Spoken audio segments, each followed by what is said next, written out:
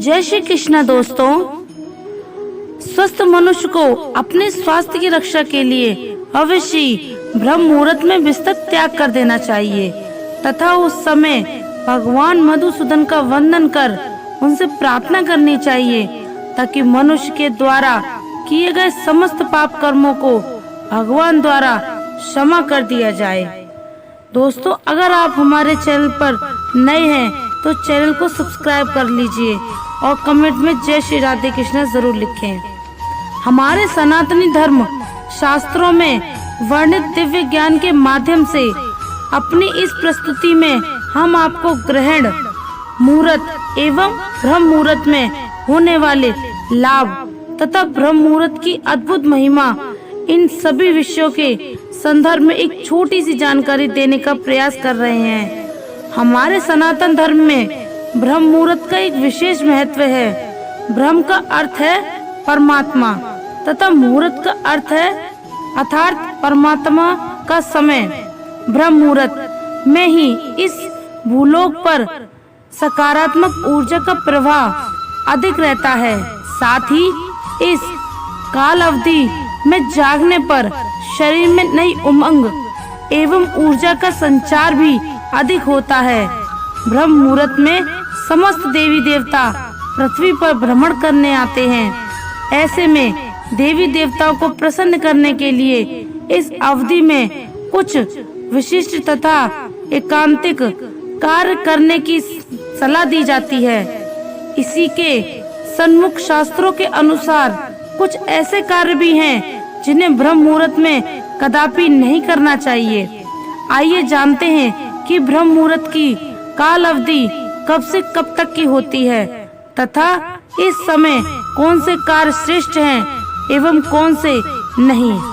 रात्रि के चौथे एवं अंतिम पहर यानी उषा काल से लेकर तथा सूर्य उदय से पहले तक का जो समय होता है उसे ब्रह्म मुहूर्त कहा जाता है। 24 घंटे में 40 मुहूर्त होते हैं। 2 घड़ी अथवा 48 मिनट के कालखंड को एक मुहूर्त कहा जाता है। दिन व रात का 29वां भाग ब्रह्म मुहूर्त कहलाता है। ब्रह्म मुहूर्त का समय रात्रि के चौथे व अंतिम पहर से लगभग प्रारंभ हो जाता है तथा सूर्य उदय तक पूर्णतः समाप्त हो जाता है।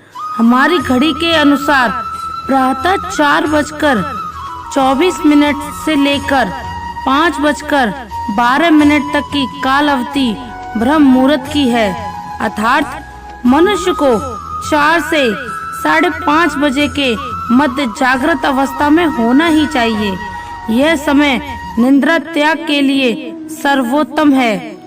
इस कालखंड में मनुष्य को किसी भी परिस्थिति में अवश्य अपने शैया का त्याग कर देना चाहिए। अब बहुत से लोगों के मन में ये शंका अवश्य उठती होगी कि इस बोतल में बहुत से ऐसे भी स्थान हैं जहां बताए गए समय से पूर्व ही सूर्योदय हो जाता है। इस शंका का समाधान ये है कि उन स्थानों में जितनी शीघ्रता से सूर्य उदित होता है उतनी ही शीघ्र सूर्य अस्त भी हो जाता है। इसी के फलस्वरूप इन स्थानों में रहने वाले मनुष्य को अपनी दिनचर्या सूर्य उदय व सूर्य अस्त के अनुरूप अपने कार्य को निभाते हुए पुनः सूर्य उदय से कम 2 घंटा पूर्व अवश्य जाग जाना चाहिए। यद्यपि उन स्थानों में सूर्य उदय का समय कोई भी हो, ब्रह्म मुहूर्त में उठने से सूर्य उदय बल वृद्धि, बुद्धि, विद्या, आयु और उत्तम स्वास्थ्य की प्राप्ति होती है। यह समय ग्रंथ रचना के लिए उत्तम माना गया है। ब्रह्म मुहूर्त में उठने से शरीर में शारीरिक बल एवं सहन शक्ति का निर्माण होने लगता है तथा साथ ही मानसिक तनाव, चिंता, अनिद्रा और निराशा जैसी विभिन्न मानसिक बीमारियां दूर होने लगती हैं। ब्रह्म मुहूर्त को अक्षय मुहूर्त भी कहा जाता है। इस मुहूर्त में किया गया कोई भी कार्य अवश्य सफल होने लगता है। पौराणिक काल में महान ऋषि मुनि व योगी जन ध्यान के लिए इसी समय को यथोचित मानते थे। आइए अब जानते हैं कि ब्रह्म मुहूर्त में हमें कौन से कार्य विशेष रूप से करने चाहिए एवं कौन से नहीं। वेदों के अनुसार इस समय उठने से ही शौच व स्नान आदि करके ये 4 कार्य अवश्य करें। पहला है प्रभु वंदन, दूसरा ध्यान, तीसरा प्रार्थना एवं चौथा स्वाध्याय। वैदिक रीति से किया गया प्रभु वंदन सबसे उचित होता है, उसके बाद ध्यान एवं फिर प्रार्थना करें। विद्यार्थी वर्ग को प्रभु का वंदन करके अध्ययन आरंभ कर लेना चाहिए। यह समय स्वाध्याय के लिए श्रेष्ठ माना गया है। ब्रह्म मुहूर्त के दौरान नकारात्मक विचार, बहस, वार्तालाप, संभोग, नींद, भोजन, यात्रा, किसी भी प्रकार का शोर आदि ऐसे अनुचित कार्य भूलकर भी ना करें, क्योंकि इस काल अवधि में देवी देवता एवं पितृगण हमारे इर्द गिर्द विचरण करते रहते हैं तथा ऐसे कार्यों से नकारात्मक का प्रादुर्भाव होने लगता है। यह भी देखा गया है कि अधिकांश लोग इस समय जोर जोर से आरती व पूजा पाठ इत्यादि करते हैं। कुछ तो इस समय हवन आदि क्रियाएं संपन्न करने लगते हैं तथा सर्वदा अनुचित है। इससे वे खुद को और दूसरों को संकट में डाल देते हैं।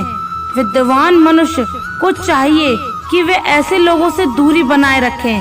पुराणों के अनुसार इस समय की निद्रा ब्रह्म मुहूर्त के पुण्य का नाश करने वाली होती है, अतः इस समय सोना शास्त्रों में निषिद्ध माना गया है। अष्टांग हृदय के अनुसार केवल स्वस्थ मनुष्य को ही ब्रह्म मुहूर्त में जागना चाहिए, किंतु ग्रंथों में गर्भवती महिला, बच्चे, वृद्ध लोग एवं किसी भी शारीरिक और मानसिक रोग से पीड़ित लोगों को ब्रह्म मुहूर्त में उठने का कोई भी प्रतिबंध नहीं है एवं वे भी ब्रह्म मुहूर्त में जागकर इस समय का संपूर्ण लाभ प्राप्त कर सकते हैं। इस समय संपूर्ण वातावरण निर्मल व शांतिमय हो रहता है। सत्व गुणों की प्रधानता अधिक रहती है। प्रमुख मंदिरों के पट भी ब्रह्म मुहूर्त में ही खोल दिए जाते हैं तथा भगवान का श्रृंगार एवं पूजन भी ब्रह्म मुहूर्त में ही किया जाने का विधान है। ब्रह्म मुहूर्त को न केवल शास्त्रों की दृष्टि से बल्कि आयुर्वेदिक और आधुनिक चिकित्सा पद्धति में भी बहुत महत्वपूर्ण माना गया है। वैज्ञानिक शोधों से ज्ञात हुआ है कि ब्रह्म मुहूर्त में वायुमंडल प्रदूषण रहित होता है एवं इस समय वायुमंडल में ऑक्सीजन अर्थात प्राणवायु की मात्रा सबसे अधिक व शुद्ध होती है, जो कि फेर की शुद्धि के लिए बहुत महत्वपूर्ण है। शुद्ध वायु मिलने से मन मस्तिष्क भी स्वस्थ रहता है तथा तरोताजगी व फुर्ती भी बनी रहती है। आयुर्वेदिक के अनुसार इस समय बहने वाली वायु को अमृत तुल्य कहा गया है। इस समय उठकर टहलने से एवं व्यायाम आदि करने से शरीर में संजीवनी शक्ति का भी प्रभाव होता है एवं निरंतर ऐसा करने से शरीर कमल की भांति सुंदर हो जाता है। ब्रह्म मुहूर्त के समय मन में कभी भी नकारात्मक भाव नहीं लाना चाहिए, अन्यथा नकारात्मक भावों का मन में उत्पन्न होने से आप पूरे दिन तनावग्रस्त रहेंगे, जिससे आपको मानसिक रूप से भी परेशानी हो सकती है। अंततः इस समय कोई भी बुरे भाव आपके मन में प्रकट न होने दें तथा इस समय वंदन, ध्यान, प्रार्थना, स्वाध्याय एवं व्यायाम इत्यादि करें। इस समय में शुभ कार्य करने से वे पूर्ण होते हैं और पूजा अर्चना करने से भगवान का विशेष आशीर्वाद प्राप्त होता है। ब्रह्म मुहूर्त में मंत्र का जाप करने से इच्छा पूर्ति होती है। ब्रह्म मुहूर्त में स्नान करने के बाद आसन पर बैठ जाएं। ब्रह्मा मुरारी त्रिपुरांतकारी भानु शशि भूमि सुतो बुद्ध गुरु शुक्र शनि राहु केतु सर्वे ग्रह शांति करा भवतु। इस मंत्र का आंख बंद करके जाप करें। ब्रह्म मुहूर्त में जाप करने से देवी देवताओं का आशीर्वाद मिलता है और कार्य में आ रही बाधा भी दूर होती है। ब्रह्म मुहूर्त में कराग्रे वस्ति लक्ष्मी, कर मध्य सरस्वती, कर मूल्य स्त्री ब्रह्मा, प्रभाते कर दर्शन का जाप करें। इस मंत्र का जाप करते हुए अपनी हथेलियों को देखें। इस मंत्र के जाप से धन लाभ के योग बनने लगते हैं। मान्यता है कि इन दोनों मंत्रों के जाप से घर में सुख समृद्धि संपन्नता और वैभव का आगमन होता है। ब्रह्म मुहूर्त में इन मंत्रों के जाप से सफलता मिलती है और हर संघर्ष में विजय प्राप्त होने लगती है। मन की शुद्धि, ब्रह्म मुहूर्त में उठने से मन ताजगी और शांति की अनुभूति होती है। यह समय ध्यान करने और मन को स्थिर करने के लिए उत्तम माना जाता है, जिससे चिंताएं और तनाव कम होते हैं। शरीर को स्वस्थ बनाना ब्रह्म मुहूर्त को जीवन का उत्तम समय माना जाता है, जिससे वात दोष का प्रकोप नहीं होता है। इस समय में उठकर व्यक्ति के शरीर में ऊर्जा का संचय होता है और शरीर स्वस्थ रहता है। सफलता के लिए उत्तम समय ब्रह्म मुहूर्त को उत्तम समय माना गया है।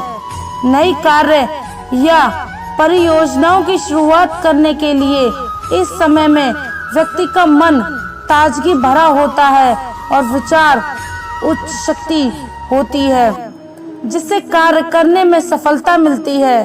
ध्यान और प्रार्थना के लिए अनुकूल ब्रह्म मुहूर्त में व्यक्ति का मन शुद्ध और शांत होता है। ब्रह्म मुहूर्त की पवित्र ऊर्जा में खुद को पूरी तरह से डुबोने के लिए सूर्य उदय से कम 1.5 घंटे पहले उठने का लक्ष्य रखें। याद रखें, कई लोगों के लिए यह एकदम से नहीं होगा कि आपने सोचा और अगले दिन जल्दी उठ गए। धीरे धीरे अभी आप जिस समय पर उठ रहे हैं उससे आधा घंटा जल्दी उठना स्टार्ट करें। इसी तरह से आधा घंटा जल्दी उठने का प्रयास आपको एक दिन ब्रह्म मुहूर्त में उठने की अच्छी आदत डाल देगा।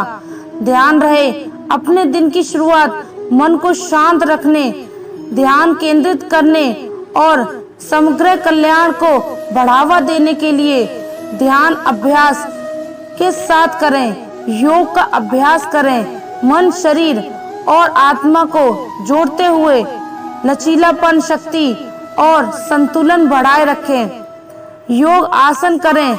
प्राणायाम जीवन शक्ति, ऊर्जा का दोहन करने और मानसिक स्पष्टता, भावनात्मक संतुलन और तनाव में कमी को बढ़ावा देने के लिए श्वास अभ्यास का अभ्यास करें। जप और मंत्र पाठ अपने कंपन को उच्च आवृत्ति पर लाने और आंतरिक शांति और आध्यात्मिक विकास को बढ़ावा देने के लिए पवित्र जप और मंत्रों का पाठ करें। चिंतन और लक्ष्य निर्धारित करें। अपने लक्ष्य, आकांक्षा और जीवन के उद्देश्य पर चिंतन करें। आने वाले दिन के लिए सकारात्मक सोच निर्धारित करें। आध्यात्मिक ग्रंथों का अध्ययन करें। अपनी समझ को गहरा करने और अपनी आत्मा को पोषण देने के लिए कुछ समय आध्यात्मिक शिक्षाओं को पढ़ने या सुनने के लिए समर्पित करें।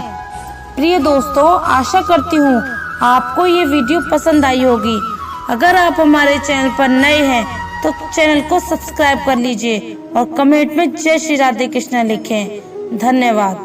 जय श्री राधे कृष्णा।